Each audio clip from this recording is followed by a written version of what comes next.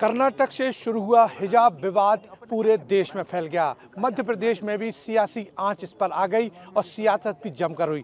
लेकिन आज भोपाल शहर के काजी ने जो नमाज़ पढ़ने वाले लोग हैं और जुमे की नमाज के पहले एक अपील की है। हम उनसे समझते हैं। नदवी साहब इस समय हमारे साथ हैं, मुश्ताक अली नदवी हैं जो कि शहर काजी हैं।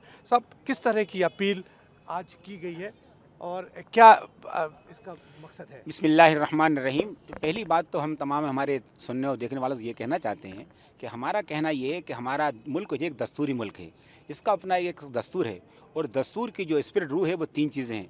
वो सेकुलरिज्म है, जमहूरियत है और नॉन वायलेंस है। तो सेकुलरिज्म का मतलब ये है कि यहाँ के हर नागरिक को इस बात की पूरी आज़ादी है। फंडामेंटल राइट के तहत हर नागरिक को इस बात की पूरी आदत दी गई है कि वो अपनी आइडेंटिटी, अपनी शनाख्त के साथ दुनिया अपने हिंदुस्तान में रह सकता है।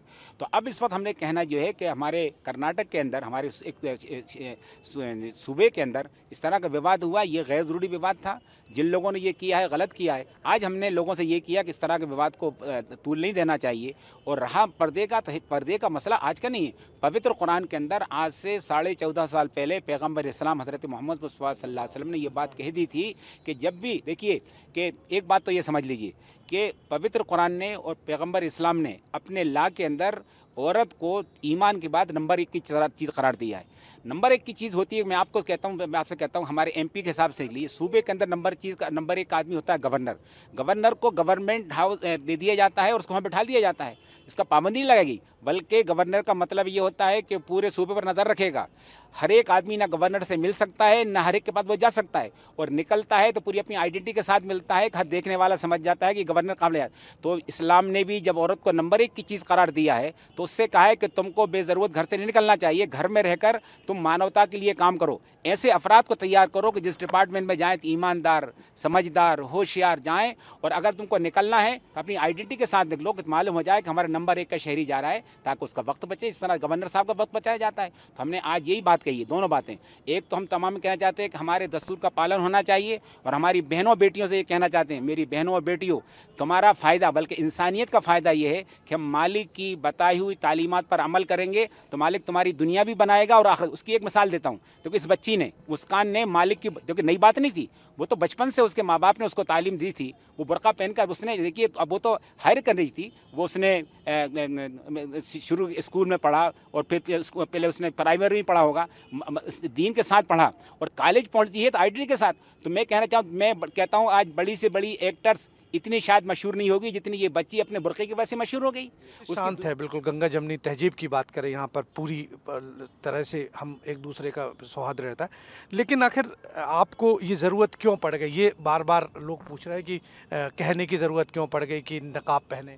ये कहने की हमने कहा इसलिए ज़रूरत पड़ी कि वहाँ एक जगह देखिए, अगर जरासीम पैदा हो गए हैं, अगर जरासीम को नहीं मारा गया तो हमारे देश के अंदर भी पहुँच सकते हैं, हमारे सूबे में भी पहुँच सकते हैं। तो जरासीम पैदा हुए, चंद गुंडे बदमाश एक बच्ची का पीछा कर रहे हैं, अगर वो जरासीम हमारे यहाँ तो हमारे यहाँ भी करेंगे। तो हम कहता कि इतना उसका इलाज कर दिया जाए, इतना उनका एनालिसिस करके उसको डोज दे दिया जाए कि वो जरासीम वहीं ख़त्म हो जाए पूरे। अच्छा सर, एक आखिरी सवाल, यदि आपने जो कहा है अगर नहीं मानती, गर्ल्स हो चाहे लड़कियां हो महिला हो, तो फिर क्या कुछ नहीं? देखिए, आप देखिए कि आप अच्छी तरह समझ लीजिए, अच्छी आपने सवाल किया। हमारे दीन के अंदर ज़बरदस्ती नहीं है, मतलब वमा जाल अलैकुम फिद, हमारे यहाँ ज़बरदस्ती नहीं की गई। हम बताते हैं, जो अमल करेगा ठीक है, नहीं करे तो उसकी अपनी आज़ादी है। ये संदेश बहुत ज़रूरी है, क्योंकि अक्सर ये आवाज़ उठती है कि थोपा जाता है। हाँ, ये बात समझ लीजिए। देखिए, मैं कह रहा हूँ कि वो बच्ची जो आई थी थोप के नहीं आई थी, वो दोस्तों अपने आ रही थी, तालीम हासिल कर रही है। पर अच्छा सवाल किया, हमने अपील की है, हम ज़बरदस्ती नहीं करते हैं, बल्कि हमारे पैगम्बर ने मना किया है कि ज़बरदस्ती हमारे नहीं की जाएगी। हम समझाएंगे, मानता है ठीक, नहीं मानता है तो लकुम दीनुकुम वलिय दीन। तो आपने देखा कि किस तरह का साफ संदेश है कि किसी पे थोपा नहीं जाएगा। जो लड़की हैं या जो हिजाब पहनने वाली हैं वो हिजाब पहने, और यदि नहीं पहनती तो कोई आपत्ति नहीं। और शहर काजी ने साफ कर दिया कि हमारा मकसद है अमन और चैन। कैमरामैन फैजान के साथ सरस्वती चंद्र, ईटीवी भारत।